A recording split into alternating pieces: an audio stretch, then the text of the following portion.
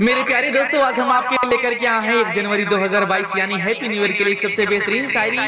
अगर शायरी की एक लाइन भी आपको पसंद आएगी तो प्लीज वीडियो को लाइक कीजिएगा और ज्यादा से ज्यादा इस वीडियो को शेयर कीजिएगा। चलिए दोस्तों, शायरी को हम स्टार्ट करते हैं।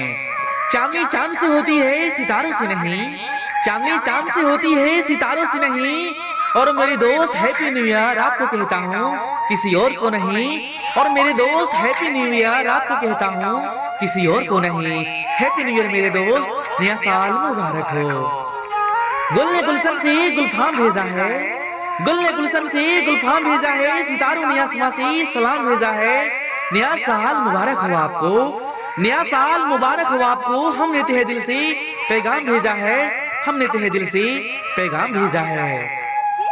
फूल है गुलाब का सुगंध लीजिए, फूल है गुलाब का सुगंध लीजिए। आ गया है नया साल आनंद लीजिए, आ गया है नया साल आनंद लीजिए। हैप्पी न्यू ईयर मेरे दोस्त, नया साल मुबारक हो। गुल खिले गुलशन खिले और खिले गुलदस्ते, गुल खिले गुलशन खिले और खिले गुलदस्ते।